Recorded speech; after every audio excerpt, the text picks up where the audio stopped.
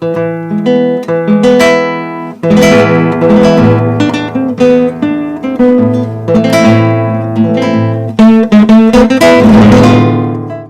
amigas, sean todos ustedes bienvenidos y bienvenidas a una nueva edición de Café para Dos. Es un enorme placer cuando se sienta uno a hablar con una persona que no ha nacido en Canarias y que trata la información y la cultura canaria como un canario más, lo cual quiere decir que el brazo de las islas es alargado. Hoy nos toca presentar y hablar y tomarnos ese bullito de café virtual con José Antonio Quintana García. Bienvenido.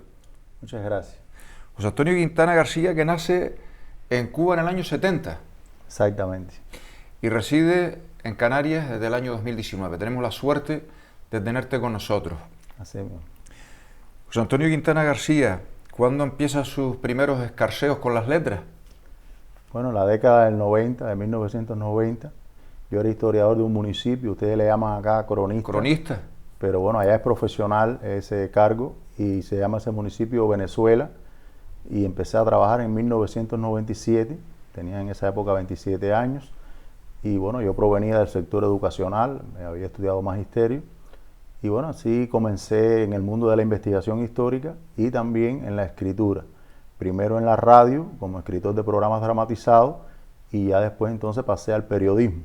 ¿Se utiliza todavía en la radio? Perdona que te interrumpa, José Antonio, porque aquí cuando éramos pequeños escuchábamos por la radio esas obras dramatizadas, como tú bien dices, y es un placer escucharte que en Cuba se utiliza eso en la radio. Sí, es muy fuerte, incluso hay una emisora de radio, productora nada más que de programas dramatizados, que se llama Radio Arte.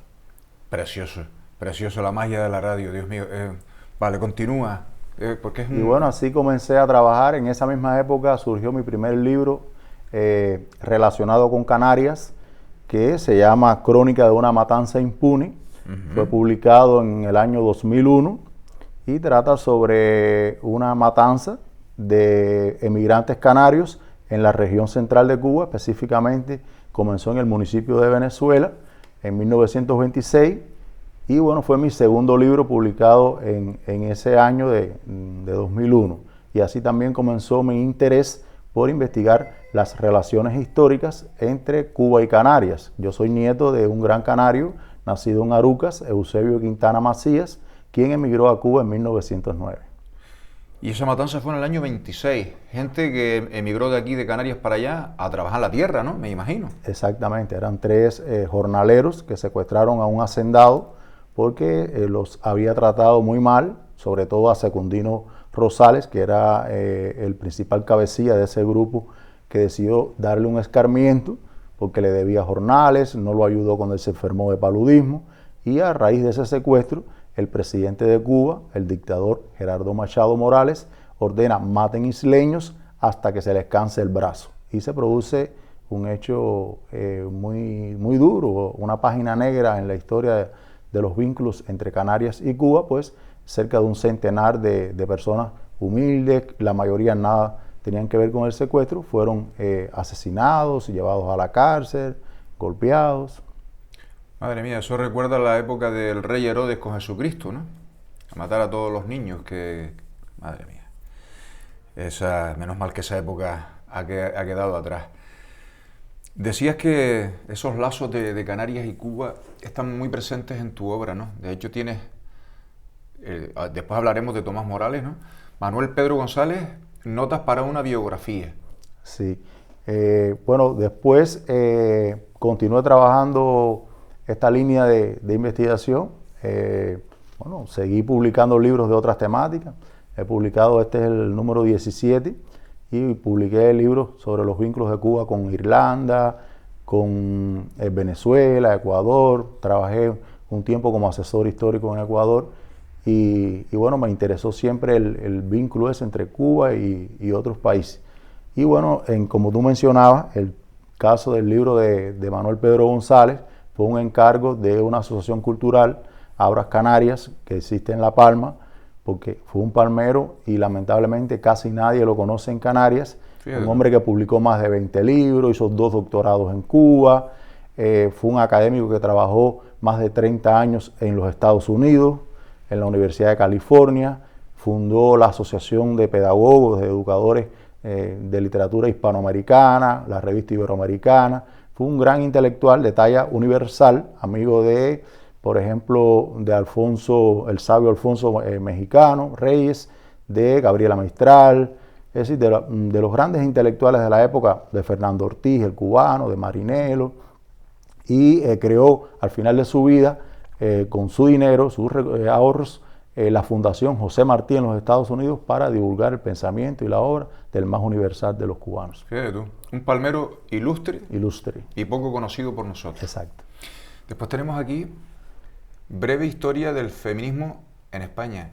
Exactamente. Interesantísimo. Y ahí incluimos, fue un proyecto que hice con Néstor Damaso del Pino, el caricaturista. Sí, genial, ¿eh? Sí, muy bueno, brillante. Somos amigos y decidimos, ya habíamos hecho algunas colaboraciones a través de la Asociación Cultural Silvestre Balboa, que somos miembros, y decidimos entonces unir fuerzas para preparar este libro y hacer un bosquejo histórico del feminismo en España, incluyendo también, por supuesto, a Canarias, destacando a 3 figuras: a Blanca Ascanio, la maestra Roja, a la gran intelectual Mercedes Pinto, que vivió casi una década en Cuba y allá realizó la mayor parte de su obra, igual que en México, en Chile, en Uruguay, y a una feminista alemana, que Elsa Wolf, que vivió en Telde, y aunque más sobresalió como luchadora social y en contra del franquismo, por lo que fue llevada a la prisión, también desarrolló labores feministas, educando a las mujeres, sobre todo en la cárcel. Casi nada de Elsa Wolf. Bueno, pues ahí está esa obra. Es interesante cuando hablas de ese potencial canario, no solo en Latinoamérica. Antes estabas hablando de Manuel Pedro González, que llega a las universidades norteamericanas a implantar cátedra, ¿no? O sea, ese trayecto tan grande, y no estamos hablando de esta época de las redes sociales ni nada de eso, ¿no? Era harto complicado. Tú has convivido con la comunidad, siendo descendiente también de canarios, con la comunidad canaria allá. ¿Cómo se vive, después de tantas décadas, ¿no?, de inmigración canaria hacia América, y cómo se vive la inmigración americana aquí en Canarias? Porque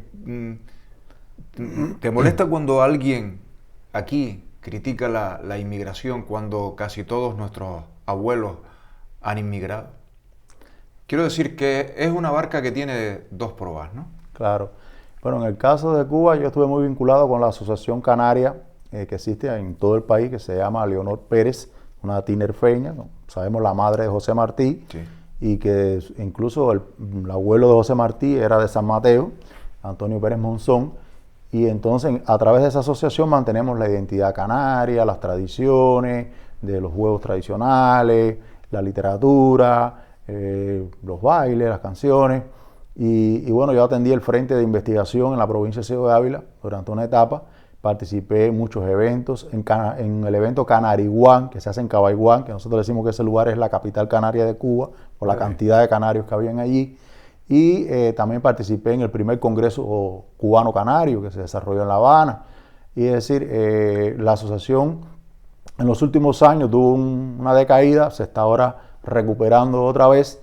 Y bueno, en Cuba, como tú decías, para nosotros hay una gran simpatía, empatía hacia el canario, porque de toda la emigración fueron los que más lograron insertarse en la idiosincrasia del cubano, también porque por su humildad, por su laboriosidad, por su sencillez, por su alegría también, por participar en actividades fundamentalmente de la agricultura, por ejemplo, mi abuelo en el tabaco, en la industria azucarera, en la cosecha cañera, y también por participar en las luchas sociales. La primera manifestación de rebeldía de Cuba fueron los boyeros canarios, que lucharon contra el monopolio del tabaco español, como tú sabes, pero también el primer ferrocarril que se construyó en Cuba y en Hispanoamérica fue en el occidente de la isla, y allí se rebelaron también canarios porque eran explotados por los dueños de la empresa ferroviaria. Y en las guerras de independencia, decenas de canarios lucharon con contra el colonialismo español al lado de los cubanos. Varios de ellos, 4 llegaron a ser generales del Ejército Libertador. Es decir, si seguimos la historia, en las luchas sociales en el siglo XX, el fundador del primer Partido Comunista de Cuba y fue su primer secretario general, era un canario, José Miguel Pérez, que fue fusilado después aquí por el franquismo. Es decir, que hay un vínculo social, ideológico, psicológico, que une al cubano, al canario en Cuba con los cubanos. Y con la otra pregunta que me hacías de cómo somos recibidos aquí, yo de manera general que muy bien, porque casi todas las familias tuvieron un ascendiente que vivió en Cuba y entonces nos reciben con mucho cariño, con mucho afecto. Yo tuve la posibilidad de vivir en la península y no es igual. Aquí nos sentimos nosotros como si estuviéramos en Cuba, también por el clima, por la alegría de ustedes, por la solidaridad.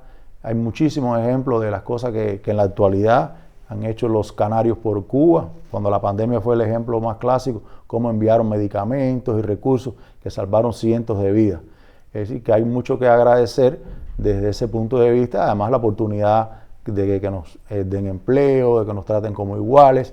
Yo pienso que en ese sentido es lo que predomina, ¿no? Puede haber algún caso aislado, a veces de un celo profesional, pero son casos aislados como en cualquier sociedad, pero lo que predomina, la regla general, es esa hermandad entre Cuba y Canarias. Es que estoy con esa fotografía mental, me estoy viendo a principios del siglo pasado, del siglo XX y hasta el día de hoy, todo ese recorrido que tú has hecho. Y claro, al final llegas a la conclusión de que toda esta gente, de todos esos canarios que han ido allá, generación tras generación, pues llevan grabado a fuego que la identidad hay que conservarla, ¿no? Sin embargo, ¿no te da la sensación que aquí cada día la identidad se va diluyendo más? Sí, es que hay varios... Igual son las redes sociales, el mundo global en el que vivimos. De acuerdo, ¿no? De acuerdo. Hay muchos factores externos que contribuyen a que esto ocurra, ¿no? A veces se crean valores o antivalores, la superficialidad, claro, la frivolidad, el paradigma de otras culturas sobre la cultura propia, a veces hasta la propia comida de afuera se le da más valor que la de aquí, que es más nutritiva, que es más natural, y la comida esa que llamamos chatarra, ¿no? Va quitando el espacio a la comida autóctona. Y sí, estoy de acuerdo contigo, esto no es un mal solo de Canarias, es un mal universal. El turismo trae cosas positivas, pero también sabemos que trae negativas. Claro. Y es así como bien tú dices. Bueno, pues es trabajo nuestro, el trabajar como ustedes allá. Es decir, está clarísimo que siguen conservando esa identidad a través de la conservación, de la investigación, como es tu caso, etcétera, etcétera. Nos vamos a ir al hombre, al personaje, al autor de Las Rosas de Hércules, porque nos da la sensación, es que tenemos oro de muchos quilates y lo pasamos por alto, ¿no? O sea, tenemos aquí a un Galdós, por ejemplo, el literato universal más ilustre, pero también tenemos a Tomás Morales, desde la otra orilla atlántica, lo que estábamos hablando antes, ¿no? Cuéntanos de qué va esta obra. Sí, bueno, primeramente decirte que yo me vinculo a Tomás Morales y el conocimiento primario de Tomás Morales lo adquiero aquí. Cuando empiezo a investigar la figura de un sobrino nieto de Benito Pérez Galdós, que es una figura universal, también muy importante en Cuba, José Hurtado de Mendoza Sáenz, nieto de Carmen Pérez Galdós, y aquí casi no se le conoce. Entonces en la sala del Museo de Moya, de Tomás Morales, existe allí en el museo una sala modernista dedicada a Hurtado de Mendoza, y así me voy vinculando yo, primero Hurtado de Mendoza, y bueno, hice una investigación, impartido charlas, publicado artículos en la Academia Canaria de la Lengua, bueno, y así conozco la obra de Tomás Morales. En el año de su centenario me invitaron de la muerte, me invitaron a ofrecer una conferencia sobre las relaciones de él, la recepción de su obra en Cuba, en la Universidad de Verano de Maspalomas, y también en ese año participé en un proyecto muy bonito de un audiovisual, de un documental, precisamente con Bregando TV, sobre la presencia de él en Agaete, los vínculos de él, las relaciones de él con Agaete. Y bueno, ya así surgió mi interés por profundizar en la presencia de Tomás Morales dentro de la intelectualidad cubana, dentro de esa migración que hablamos hace un rato. Y comencé a profundizar, a investigar. Hice un estudio de las revistas publicadas en Cuba. Sabemos que los vínculos de Tomás Morales comienzan desde su propio padre, que murió en Cuba. Emigró a Cuba en 1898 y allá falleció. Sus restos están en Cuba. Y muchos primos de él, parientes, emigraron a Cuba. Incluso yo encontré información de que él planificó un viaje a Cuba. La Asociación Canaria lo invitó, lo anunció en la prensa, pero su prematura muerte lo impidió en 1921. Y entonces, bueno, el libro trata, Martel, de un estudio de la prensa canaria, es decir, de las revistas, casi todas se crearon en la capital, en La Habana, de la revista Islas Canarias, de la revista Canarias, de la revista El Guanche, Tierra Canaria, Patria Isleña, Canarias y Cuba, Canarias en Cuba, y esa es la primera parte. Yo demuestro cómo los canarios emigrantes decidieron para salvaguardar, para conservar su identidad, buscar los símbolos, Benito Pérez Galdós, el poeta Rivero, Domingo Rivero, Saulo Torón y por supuesto Tomás Morales, divulgar su obra en sus biografías, sus noticias de su vida en esas revistas que ellos crearon, ¿no? Y dibujos también, pinturas, retratos de ellos.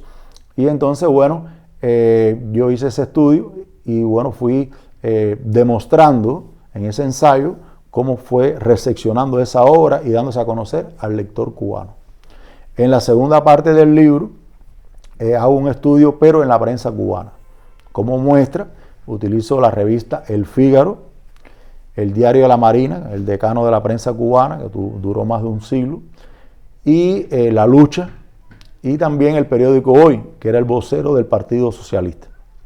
Y entonces, bueno, veo allí, voy ilustrando cómo fueron divulgando poemas, fragmentos de prólogos sobre los libros de Tomás Morales, los dos libros que logró publicar. Y bueno, ya finalmente incluyo, ya en la última parte del texto, una compilación de algunos de esos artículos, de algunas de esas semblanzas, además de un testimonio gráfico de esas revistas que divulgaron su vida y obra en Cuba. Uy, hay que arañar bastante las hemerotecas antiguas, claro, pero y ahí descubre, bueno, no para de sorprenderte todo lo que descubres, ¿no? Me imagino. Exacto. Yo me pongo en tu piel y claro, no para de maravillarte esa ansia de conservar lo nuestro del canario, incluso a través de las letras, ¿no? Es decir, como tú decías antes, esos grandes símbolos como eran Galdós, como puede ser Saulo Torón, como puede ser Tomás Morales, Alonso Quesada, Rivero, etcétera, etcétera, ¿no? Estamos hablando de los años 20, de los años 30, donde no hay apenas teléfonos, ¿no? Donde todo tiene que ser a través de rotativos, a través no sé, todo es más como se diluye en el tiempo, ¿no? No sí. Como hoy en día que a través de un tweet ya lo tienes todo publicado. Ese es el valor extraordinario que yo le veo. Mira, por ejemplo, en el Diario de la Marina, que a mi modo de ver fue el medio de comunicación que más divulgó la obra de Tomás Morales y también la vida, porque iba relatando claro. Cuando se casó, cuando murió su mamá. ¿Eran crónicas? Crónica, exactamente. Lo hacía un gran cronista de ustedes, que fue Francisco González Díaz, nacido en Teror, sí. Fue un gran intelectual que publicó varios libros y él era amigo de Tomás Morales. Desde aquí mantuvo una columna en Cuba, en el Diario de la Marina, que se llamaba Cartas de Canarias, donde él mantenía al tanto a la comunidad canaria de lo que pasaba acá, de las actividades políticas, culturales, económicas, las entradas en el puerto, las figuras importantes que visitaban Las Palmas sobre todo, y ese fue la persona que más se destacó en la divulgación de la obra de Tomás Morales en Cuba. Hay muchísimas referencias. Otros como Félix Duarte, el gran poeta palmero que creó una revista y el Liceo Canario en Sasa del Medio, donde había una fuerte colonia de migrantes canarios dedicados fundamentalmente a la producción del tabaco. Y él también le dedicó poemas a Tomás Morales. No solo publicó los de Tomás Morales, sino también le dedicó poemas bellísimos. Hay un escritor cubano, Andrés Piedra, que visitó Tenerife que muy vinculado con la Asociación Canaria, fue director de divulgación de la asociación en el nivel nacional, y él también le dedicó poemas a Tomás Morales. También, Martel, hay un dato curioso que yo destaco en el libro, y es que la obra de Tomás Morales sirvió para ser recitada en los teatros más importantes de La Habana. Una de las recitadoras más grandes que ha dado Cuba e Hispanoamérica se llamó Dalia Íñiguez. Hizo muchísimas películas después en México, y ella estuvo casada con un gran canario olvidado también casi, que fue Juan Pulido, un barítono famoso que grabó discos en Cuba, en Estados Unidos, hizo muchísimas películas en el cine mexicano, tuvo un hijo con Dalia. Dalia vino aquí, era amiga de Saulo Torón, hay muchas fotos de los recitales que ella dio aquí, en Tenerife, en La Palma, hay fotos de ella con Juan Ramón Jiménez, el gran poeta andaluz, y Dalia en su repertorio tenía Balada del Niño Arquero, y la recitó aquí, ese precioso poema, pero también lo hizo en Cuba, en varios teatros, y hubo periodistas que también recitaron sus poemas. Hubo un acto nacional en el mes del 22 de septiembre de 1922, si no me falla la memoria, que fue visitado por el presidente de la República, Alfredo Sáez, que era descendiente de canarios, y allí se recitó este poema de Tomás Morales, y la escenografía de la obra Rorró, que se estrenó ahí en Cuba, la hizo José Hurtado de Mendoza, que ya vivía en Cuba desde 1921. Entonces, es decir, que esa identidad contribuyeron tanto los canarios como los cubanos a mantener esos lazos, a divulgarlo sobre todo, porque lo que no se conoce no se puede mantener. Pues nos queda cada vez más claro que nuestra identidad tiene una ida y una vuelta constante durante siglos, ¿no? Y bueno, pues tú tienes una muestra aquí interesante, nos llega ahora en el mes de mayo, pero bien podía haber llegado en el mes del libro, que era abril, y podemos lanzar un mensaje, sobre todo a la gente más joven, que es la que utiliza los cacharritos para leer los libros físicos. Sí, mira, por ejemplo, este libro se puede descargar en Amazon, en soporte digital, y también, bueno, impreso. Yo trato como media, como regla, de escribir libros no muy extensos, porque sabemos que en estos tiempos de mucha vorágine, tan acelerado, tan rápido que transcurre la vida, es mejor escribir breve, llevar un mensaje breve. Los jóvenes, como tú decías, sobre todo consumen mucho audiovisuales, audio. Es mejor incluso llevar estas obras a estos soportes. No es una crítica, es la realidad. No es la realidad. El que diga lo contrario se quedó atrás. Sí. Por eso yo trato, desde ya te decía, a finales de los años 90, trabajar también con los audiovisuales, con la radio, con la televisión, porque hay que mezclar, hay que vincular, hay que integrar a todos estos soportes, porque lo importante es transmitir el conocimiento. Y esta es una opción la que tenemos hoy, una charla, puede ser una charla en un medio de comunicación como ahora, pero puede ser en una universidad, en una conversación, sin lo que decimos en Cuba, le llamamos en Cuba el teque, o le llamamos en Cuba el bloque, es decir, no aburrir a las personas, no agobiarlas con el conocimiento, sino hacerlo de una manera amena, intercambiar, sin tratar de demostrar una superioridad de conocimiento, porque todos somos iguales, algunos tienen más posibilidades de desarrollar su intelecto que otros, pero no hay que agobiar al receptor con la información. Y entonces hay que ganarse a los jóvenes, pero no con arengas, no, como decimos también nosotros allá en un lenguaje coloquial, con muelas, sino demostrarle en la concreta la importancia del conocimiento, pero a través de anécdotas, como te decía, de charlas, de audiovisuales. Estupendo. José Antonio Quintana García, ya un hombre colaborador de esta casa, queríamos tenerte entre nosotros y tomando este bullito de café virtual, y has dejado aquí unas perlas culturales impresionantes. Yo, como amante de la radio que soy, porque estuve varios años en radio, nos hemos criado, la gente de mi edad, pues nos criamos con la radio. Incluso cuando no habían partidos de fútbol televisados, se escuchaba nada más que los partidos de fútbol por la radio, y eran súper emocionantes, ¿no? esas radionovelas, esa dramatización radiofónica, que me alegra muchísimo que me hayas dicho que en Cuba se sigue conservando eso, porque es que es elevar la palabra a su máximo exponente, ¿no? O sea, la literatura hecha palabra. Gracias, José Antonio. Gracias a usted por la invitación y cuenten conmigo cada vez que, eso te iba a decir, que deseen para colaborar con esta posibilidad de transmitir información, divulgar contenido que sé que van a contribuir, ¿no?, a mantener, a fortalecer la identidad de nuestro pueblo. Digo nuestro pueblo porque ya me siento también canario, tanto cubano como canario. Fíjate que ahora ya la gente sabe que ha habido una comunicación, un hilo directo entre Canarias y Latinoamérica sin tener un cable de fibra por debajo del mar ni nada de esas cosas. Fíjate tú, y se ha mantenido la comunicación. Exacto. A tal punto lo que es el deseo de mantenerse informado y de mantener las tradiciones, ¿eh? Exacto. Gracias, José Antonio. Un placer. Bueno. Ustedes han visto, hoy hemos conocido más cosas de las nuestras por parte de un cubano, bueno, cubano, descendiente de canarios, pero al fin y al cabo, investigando desde allá en Cuba cosas nuestras. Es increíble, ¿eh? Esto nos da una lección tan grande a todos y a todas de que debemos seguir luchando por mantener nuestra identidad, por mantener nuestras cosas. No quiere decir que no estemos abiertos a lo que venga, sino que lo nuestro también hay que saber conservarlo. Hay que saber de dónde venimos para saber, José Antonio, ¿verdad?, a dónde vamos. Muchísimas gracias por su atención y les emplazamos a una nueva edición de Café para Dos. Sean felices.